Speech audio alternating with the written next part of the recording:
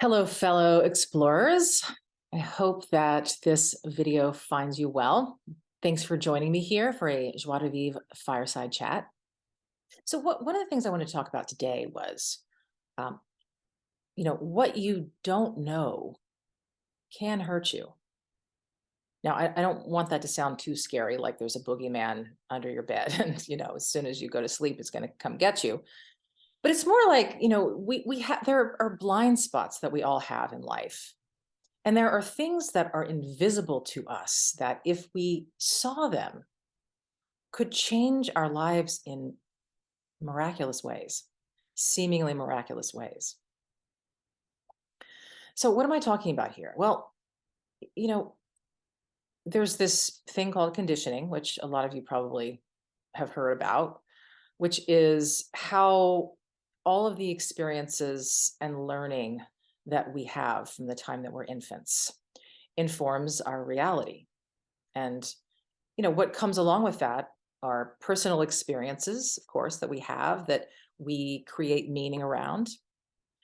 And also, a lot of what we don't really even consciously understand is the messages that we are given, both verbally and non-verbally, about what this life is about. And that's, for some people, a religious belief system or a political belief system, or could be any of those things, right? But we're given these things, we learn these things from an early age, and for many years we just take those things to be reality. Now, in adulthood, some of us begin to question those things, like is what I was given, is what I was handed actually reality? And of course, the truth is that there's no such thing as reality. Really, it's being constructed moment by moment by each and every one of us. And there are, of course, places where our separate realities overlap with others, but my reality is never going to be exactly the same as anyone else's reality on earth. Our realities are different, even though we might be agreeing with each other or having a conversation here. um, even if you agree with everything I say, your experiences related to what I'm talking about are completely different than any experience I've ever had. And so, to understand that we're all kind of living in separate realities as we make our way along this life, can really just kind of help us maybe think about how we're showing up in the world a little differently. Now, it might sound a little scary to think that what you consider reality is just your reality. Maybe that sounds a little scary or unsettling, but I want to actually say that it can actually really be empowering and helpful to understand that. Then we are less likely to be victims of manipulation by others who are trying to force their reality onto us or tell us that in order to have a reality that we want, we need to do as they say. And there's a lot of freedom in that. So an example would be that, you know, I'd say there are a lot of people in my country, the United States, who don't have the highest levels of life satisfaction. And this has nothing to do, by the way, with, your socioeconomic status. That's another conversation. But this has to do with people in all walks of life who have varying levels of life satisfaction. And they may not really understand why, and they're blaming it on circumstances. Well, if only I had more money, or if only I belonged to the popular group at school, or if only, I had the partner, then I would be satisfied. Or once I have $1 million in the bank, once I have the husband or the wife or the partner or A, B, C, and D, then I'll be satisfied. So the freedom here is that you actually have the power to create your own reality. Now, that may sound outlandish, but I've seen it happen and I've experienced it myself. I personally used to live in a completely different reality. It was not it wasn't the best reality, honestly. And the reality I enjoy today is one of more abundance, more fulfillment, and definitely more hope about the future, not just for myself, but for the world. Now, how did this happen? I mean, many people have experienced changes in their lives, internal changes in their lives is what I'm talking about, because this change in reality doesn't happen from the outside in. It happens within, from within, which then creates change on the outside. And it happened when I started to see that I wasn't stuck.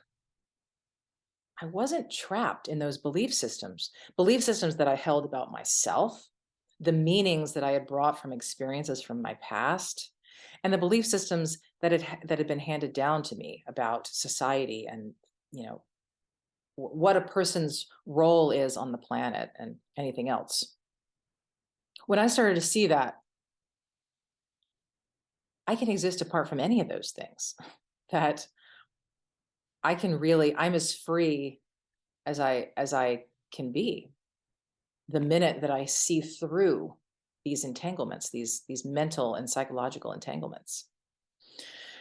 And this is true for you too. It's true for anyone on the planet, is that if we can see through the quagmire of thinking, of thought systems that we've created throughout our lives, if we can see through that, we can pretty much do anything, be anyone.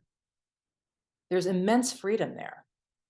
Now, for some people, that could be a scary thing. Well, if I'm not who I am now with all these issues that I, have brought along with me, my trusty baggage, well, then who am I? And I say that that's the exciting exploration that we can all participate in. And because of my experience in my own therapy, my own coaching, and then as a therapist and a coach, being able to change myself and see my own life change from the inside and then move outside and then see that happen for other people. It's an amazing thing to witness. And again, it's possible for anyone. Now, so, how do you even experiment with this sort of thing? I mean, I would say start with some kind of belief that you hold about yourself. Try with something like, um, I'm all alone in the world. Now, are you actually all alone in the world, or are you keeping yourself alone? And I'm not saying there's a right or wrong answer to this. I mean, it might be that you are all alone in the world, okay? But I'm asking you to just question it. Are there people that you could call if you didn't feel like you were going to burden them? Are there people that you could ask for help from, but you're too scared to be, scared of being rejected? So, are you actually alone in the world? Or is it that when you're alone, you start thinking a lot about being alone and you start identifying with being alone in the world, even though maybe you have a ton of friends that you feel very connected to when you're with them? So these are just ways to begin to experiment with beliefs we have about ourselves.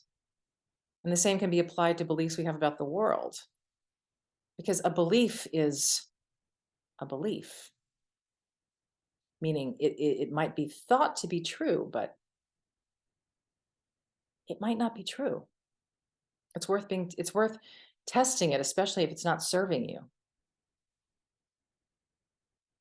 So making the invisible visible is about looking at these beliefs that we have and just asking, if are they true, or is there potentially a different way of seeing not just that one matter, but any experience we have, or any aspect of ourselves, or anything that stresses us out in the world.